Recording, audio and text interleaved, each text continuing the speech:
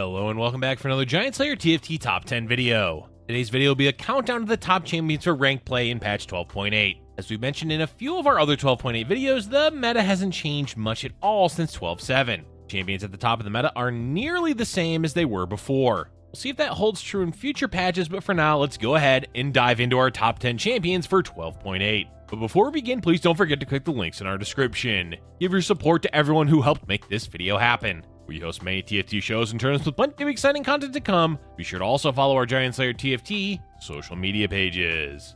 Alright, let's get back to the video. Starting off our list, we have Vex coming in at number 10. Taking a look at the meta, there aren't many low-cost champions that really impact the game in meaningful ways. Sure, there's plenty of item holders like Ezreal or Braum, but as far as 1 and 2 cost units go, none of them help define the meta. That means today's list leans heavily towards high-cost units with a few 3 costs sprinkled in. One such 3 cost is, of course, Vex. Vex gets our attention due to how well she can stabilize boards in stage 2, 3, and early 4. Having a solid frontline is as important, if not more important, than a good item carry in those stages of the game. The longer your frontline lives, the more likely your damage dealers can clean up the enemy board. Vex certainly stays alive for a long time, even without items or traits active. What also sets Vex apart from other 3-cost units is the fact that she's a Yordle. Yordle comps aren't really a thing anymore, but the Yordle trait certainly is in the early game to help build a player's economy. Having a Vex and Ziggs with another Yordle can save you a lot of health, and you'll be gaining at minimum 1 gold per round, if not more if you're a bit lucky.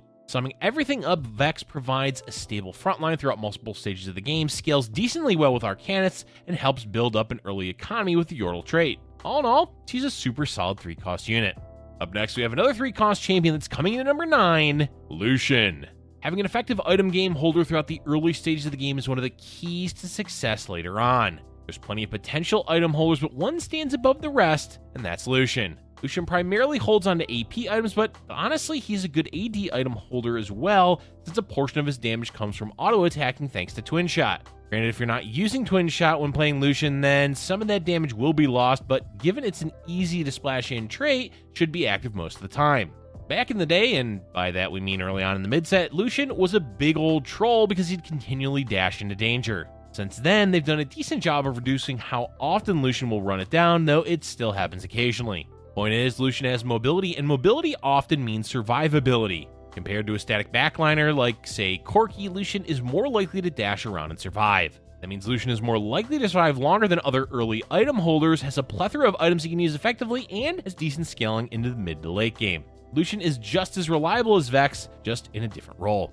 Sorry to say, but that's it for low-cost champions on our list. From here on out, it's all 4s and 5s. The first 4-cost unit coming in at number 8, Vi. Over the course of set 6, we haven't given much praise to Vi. Of course, in Gizmos and Gadgets, he was a different champion altogether, but since the mid-set, Vi has become a staple bruiser frontliner that we've overlooked multiple times in our top 10. There's no major reason for this other than the fact that Vi doesn't particularly stand out, plus Jinx is a popular 5-cost champion. Running both units together is not ideal unless you have built different. There's 2 important things that Vi brings to the bruiser table. First off, CC. Bruisers collectively lack good CC, but ever since the mid-set dropped, Vi has helped shore up that issue quite effectively.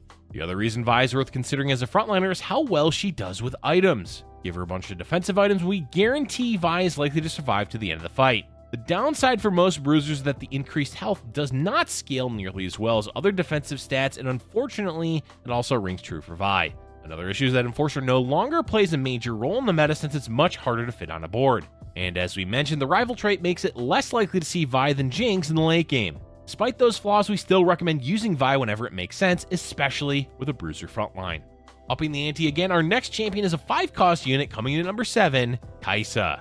The spot on the list was a toss-up between Kaisa and Kha'Zix because we definitely wanted a mutant champion somewhere on the list. Malzahar was also considered, but his impact on the meta is definitely less than the other 2.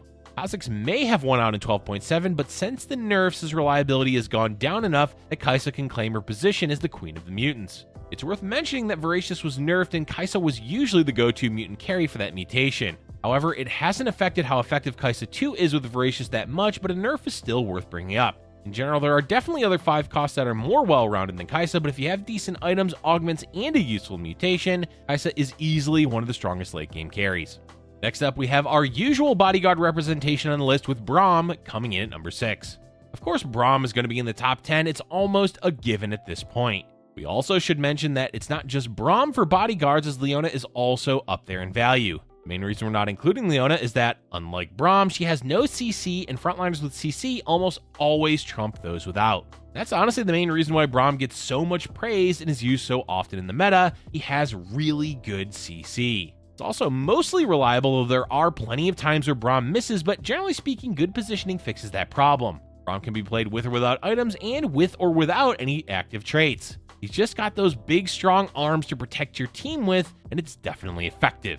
Moving on, we have Viktor coming in at number 5. Viktor is a tough champion to figure out at times. This is because he's insanely effective at level 1 and fits in with a lot of different compositions. But he has such a high mana pool that it can be difficult to win rounds consistently with him because the rate at which he gains mana can vary. That said, the fact that Viktor has the potential to one-shot the enemy board makes him an amazing late-game champion and one that we will always recommend to AP players. We definitely suggest using him over Ahri if the opportunity presents itself, because Ahri is much slower damage and has consistency issues. Viktor does rely heavily on items though, so keep that in mind as well. Overall, Viktor takes the AP cake in the meta, but before you commit to playing him, make sure you have good items, a frontline to buy him time, and preferably a Silko to help speed up Viktor's first cast.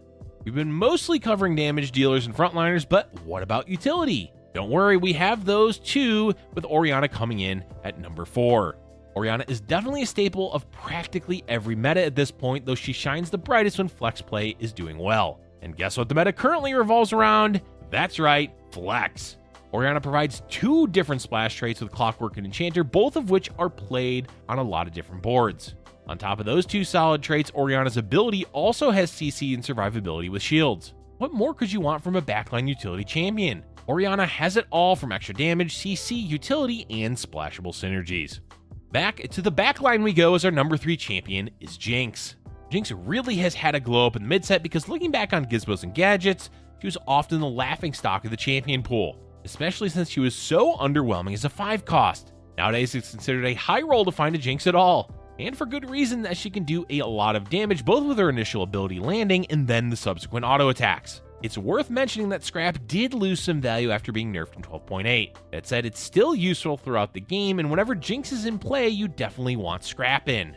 Before we move on, the last thing we want to mention about Jinx is that she's one of the best, if not the best, carries for Built Different. This is helped by the fact that you can play her and Vi together to cancel out the rival trait, giving you 2 valuable high-cost champions on your board. All that said, Jinx is perfectly fine to play without Built Different, but having more options is always a good thing in a flex meta.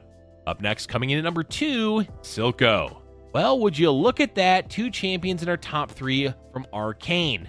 Anyway, Silko definitely deserves to be in the top 3 because few other champions are as useful in the late game as he is. Granted, there are times that Silko will troll your board, especially as Silko 1, but the value he brings outweighs the potential issues you may have. Mastermind is also far too useful to pass up for the majority of boards. There are a ton of champions with high mana costs that pair super well with Silko, one of the best, of course, being Viktor. Point is, even if you ignore Silko's ability, the fact that he can help a unit like Viktor cast much faster in a fight is highly valuable. Of course, Silko's ability is also quite useful because it comes in at clutch moments. Maybe your frontline was about to die before casting again, and then boom, they stay alive and are able to cast once more, maybe even a second time. Is the fight winding down and your main carry is close to death? Guess what can save them and win you the round? That's right, Silko. Overall, when it comes to utility, there are a lot of options in the meta, but by far the best champion, especially as a standalone unit, is Silko. And with that, we've reached the number 1 champion for patch 12.8, Sivir. We know Sivir at number 1 isn't particularly interesting or even all that surprising. That said, it's worth pointing out it's not like Sivir is completely dominating the meta as she did in 12.7. The reason we're giving her the number 1 spot is because of her dominance in previous metas, as we've seen time and time again that no matter the nerfs, Sivir somehow ends up at the top. The current issue with Sivir comes down to the composition because Scrap was nerfed a bit and Hextech is still not all that reliable. Striker is still the dominant Sivir trait, but she does need more than that to do well. Overall, we're willing to admit that Sivir may not be the most well-rounded champion in the meta, but as far as carries go, she's one of the strongest and has been for quite some time.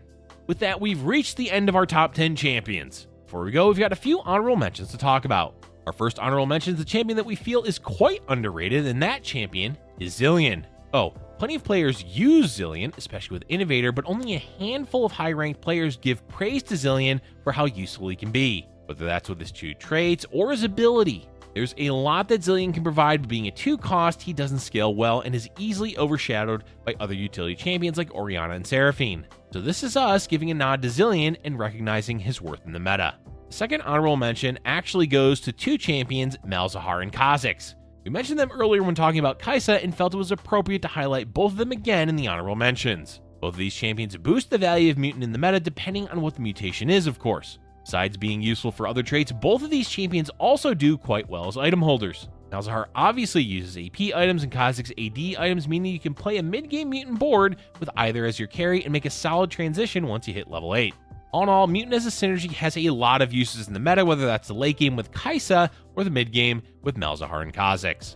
Alright folks, that's all we have for you for today. Keep in mind that even though we've only talked about a few champions today, there are plenty more in the meta worth playing. Given the meta is all about flex play, we recommend trying out a plethora of different champions and synergies to piece together a functional comp. Let us know in the comment section below what your top 10 champions are for patch 12.8. Thank you for watching. If you're enjoying our content, be sure to hit the like button and subscribe for future Giant Slayer TFT videos.